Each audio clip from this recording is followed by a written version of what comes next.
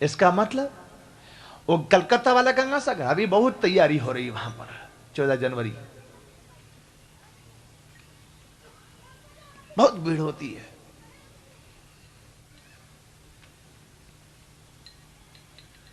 आजकल तो वहां पर एक वो जहाज वैसा चलता है 14 जनवरी 15 जनवरी के दिन इतना स्पीडली पानी में चलता है और इतना बड़े बड़े पंखे लगे रहते हैं उसके पीछे में, ऊपर में हेलीकॉप्टर घूमता कि कहीं कोई दुर्घटना ना घट जाए, और वो पानी में वो इतना सराटे से चलता है, वो पानी से फिर सूखे में आ जाएगा और सूखे में आएगा तो सूखे से फिर वो जब पानी में जाएगा तो सराटा से निकलता,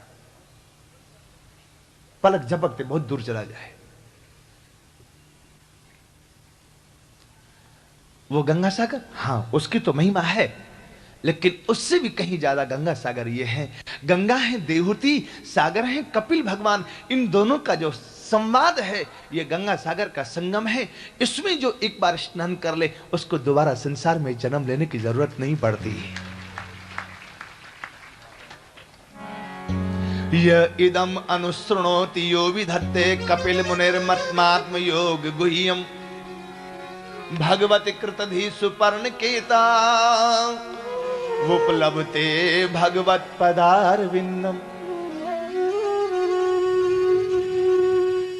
एक बार नहीं, यह इदम अनुसृणोति, बार बार सुने इसको, और केवल सुने ही नहीं धारण करे अपने हृदय में। ये कपिल भगवान का गूढ़ योग है, इसको जो जीवन में उतारे उसको आत्मनः सदृशं पुत्रं न लेभे गुणशीलता। उनकी कोई संतान नहीं हो पाई, क्यों? अपने पिता के यज्ञ कुंड में जाकर इन्होंने अपने प्राणों की आहुति दे दी। विदुर जी ने कहा ये क्या भवे शीलवताम सृष्टि दक्षु दुहित्रिवत्सल, विद्वेष में करोत कस्मादना दत्तात्मजाम सतीम। दुनिया में हर गृहस्थ अपनी बेटी से बहुत प्रेम करता है। हमने ऐसे लोग देखे हैं, जवान बेटा दुनिया से विदा हो गया तो व्यक्ति रोया नहीं। पटना की घटना है ये। एक बार शर्मा जी थे, पंजाब के रहने वाले थे, चुन्नीलाल शर्मा। वे कथा में बैठे हुए थे और पता लगा कि बेटा दुनिया से विदा हो गया। खबर देने वाले ने कहा कि जल्दी चलिए, अब तो सब खलास हो गया मामला। तो बूढ़े ने कहा कि जो होना था सो हो गया ना, मेरे जाने से जिंदा होगा नहीं, तो फिर ले चलने की तैयारी करो, कथा पूरी होने वाली, मैं आता हूं। क्या आप विश्वास करेंगे ऐसा आदमी हो सकता है? लेकिन हमने आंखों से देखा उसको। लोगों ने सारी व्यवस्था कर ली, सामान आ गया, उसको वो हो गया, ले जाने की तैयारी हुई, घर के बाहर तक आ गया, सब कुछ हुआ। वो पहुंचे घर पर,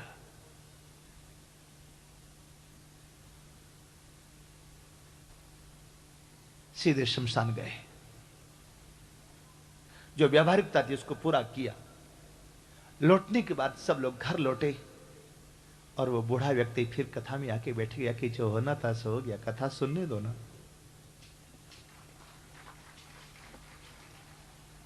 आए हैं सो जाएंगे राजा रंक फकीर, एक सिंहासन चढ़ चले, एक बंधे जंजीर। और एक और प्रत्यक्ष उदाहरण स्वामी राम तीर्थ।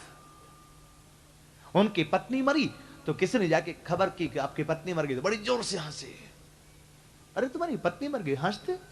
कहा कि पेड़ के जितने पत्ते ने सबको तो गिरना है, कोई पहले गिरेगा कोई बाद में गिरेगा, इसमें रोना किसके लिए है? और पत्नी का अंतिम संस्कार करके चले गए सीधे गढ़वाल के जंगलों में।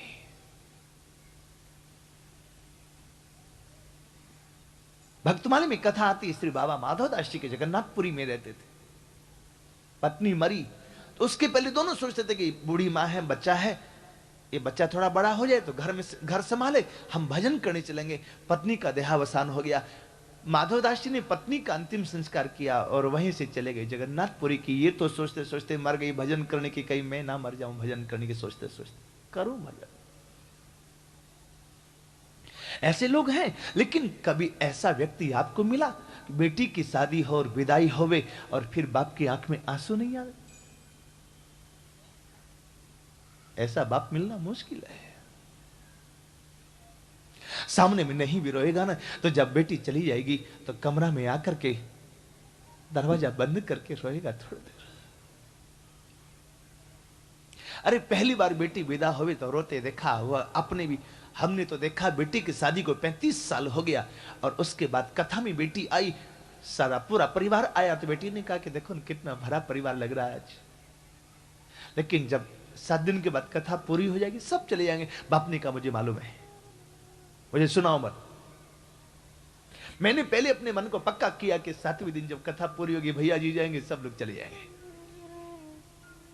और जैसे भागवत जी की पूर्णा होती हुई शोभा यात्रा निकली, घर के बाहर में वो व्यक्ति घर का नहीं पूरे गांव का मुखिया था। वो सड़क पर बच्चों की तरह बिलक बिलक के रोने लगा हमसे लिपट करके कि आप आए थे तो हमारे घर में बाहर आई थी, आप चले जाएंगे फिर घर सुना हो जाएगा।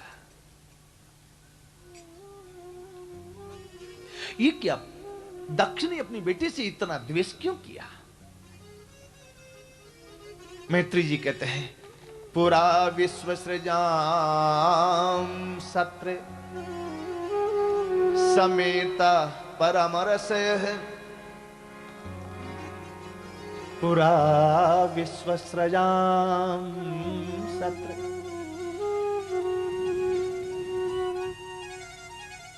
ब्रह्मा जी ने सब प्रकार से लायक समझ के दक्ष को प्रजापतियों का नायक बनाया। और जैसे प्रजापतियों का नायक बना तो इसको अभिमान हो आया। अभिमान आया तो गया काम से। प्रजापतियों की मीटिंग बुलाई और सब प्रजापति तो दक्ष को देख के खड़े हुए। दक्ष सबके बाद में गया और तो सब खड़े हुए, लेकिन शिव जी और ब्रह्मा जी दो नहीं खड़े हुए। दक्ष ने कहा ब्रह्मा मेरे पिता हैं, बूढ़े हैं, नहीं खड़े, कोई बात नहीं, लेकिन ये शिव क्यों नहीं खड़ा हुआ? ये तो मेरा शिष्य और पुत्र की तरह है। दामाद तो शिष्य और पुत्र की तरह होता है। मैंने बड़ी गलती की। ऐसे में शिष्यताम प्राप्तो यन में दुहितुरग्रही पाणिम विप्राग्नि मुखतः सावित्र्या इव साधुवत। मैंने देवताओं और अग्नि के साक्षित्व में अपनी बेटी का कन्यादान इसको किया है। बड़ी गलती की। ब्रह्मा जी के कहने से अपनी कमल लोचना कन्या का विवाह इस मरकट लोचन से कर दिया। इस समाज की बड़ी विडंबना है। जब तक किसी से बहुत प्रेम होता है ना, तो उसकी खराब बात भी अच्छी लगती है, और प्रेम टूट जाए तो अच्छी बात भी खराब लगने लगती है। मैं इसको साफ देता हूं, आज से इसको यज्ञ में भाग नहीं मिलेगा।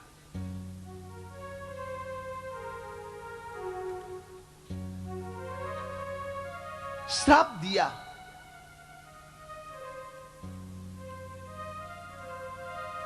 शंकर जी को जब पता लगा तो बड़े प्रसन्न हुए। चलो अच्छा हुआ, रोज रोज जाना पड़ता था इधर से उधर, अब आना जाना खत्म हो गया। शंकर जी की नंदी ने जब सुना कि श्राप दिया है और किसी ने इसका विरोध भी नहीं किया,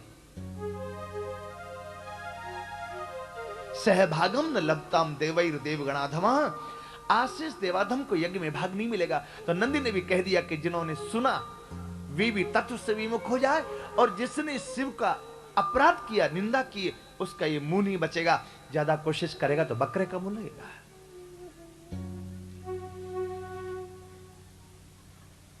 भृगु जी ने भी श्राप दिया। झगड़ा ससुर दामाद का, और ये सत्यनारायण की पंजीरी हमारे यहां। भृगु जी ने भी श्राप दिया, से जितने शंकर जी के भक्त होंगे सब पाखंडी हो जाएंगे। अब कोई यज्ञ नहीं करवाता था, दक्ष ने यज्ञ करवाया। हरिद्वार के कनखल मोहल्ला में सभी देवता आ रहे थे। केवल एक पार्वती सती और शंकर जी नहीं गए। विष्णु बिरंच महेश बिहाई, चले सकल सुर जान बनाई। भगवान शिव की समाधि खुली थी, सती सामने बैठी हैं। लगे कहन हरे कथा रसाला, दाक्ष प्रजेश भयउति काला, दाक्ष प्रजेश। सती ने सती विलोक के व्योम विमाना। सती ने पूछा, देव इतनी विमान कहां जा रहे हैं? बोले हरिद्वार। क्यों, गंगा नहाने? बोले नहीं, तुम्हारे पिता यज्ञ करवा रहे। पिता का नाम सुनती बड़ी खुश हुई सती। सारे देव जा रहे तो महादेव क्यों नहीं जाते? बोले महादेव को निमंत्रण नहीं आया इसलिए नहीं जाता है। निमंत्रण नहीं आया तो भी तो जाना चाहिए। बोले जाना चाहिए, लेकिन कोई जहां कोई विरोध करता वहां नहीं जाना चाहिए। सती ने कहा, आपके माता पिता का काम होता तो दौड़ के जाते, मेरे माता पिता का काम है तो आप नखड़ी करते। आप जाओ नहीं जाओ, मुझे जाना है। शंकर जी ने कहा, क्यों लाल पीली होती है, जाना तो जा। पर एक बात सुन, दगा किसी का सगा नहीं, अजमा के देख ले। बिना बुलाए आदर ना कोई जाके देख ले। उदाहरण यही है। बिना बुलाए सती गई, अपमान हुआ भारी। जोगी अगिन तनु भस्म किया, अति को पे त्रिपुरारी। महादेव ने वीर भद्र गण भेजे बलकारी। यज्ञ हुआ विध्वंस, दक्ष की जान गई मारी। फिर भी मूर्ख को नहीं चेत, फिर भी मूर्ख को नहीं चेत। कोई समझा के देख ले, अरे मिट्टी में मिल जाए अकड़, अकड़ा के देख ले, अकड़ा के देख ले।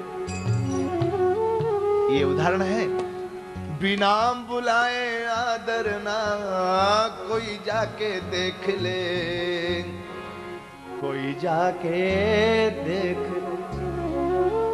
सती नहीं मानी और कहीं जाने के लिए रोक। माताएं रुक भी सकती हैं, लेकिन बिहार जाने के लिए मना करो तो घर में महात्मा गांधी का जन्म हो जाएगा। महात्मा गांधी मानी भूख हड़ताल शुरू। शंकर जी ने कहा, जाना तैयार हो।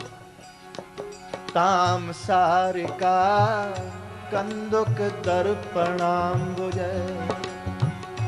श्वेतात पत्र व्यजन स्रगादिभि। गीतायनैर्दुन्दुभी शंख वेणुभेर। व्रसेन्द्र मारोप्य विटंकिताययो, विटंकिताययो, विटंकिताययो।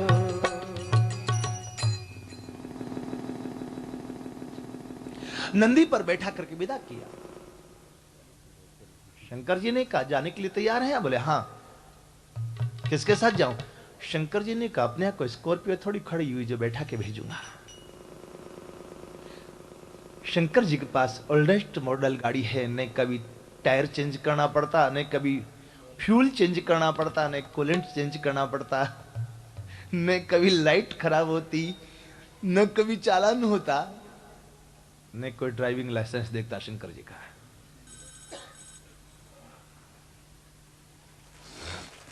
चल पड़े भगवती सती।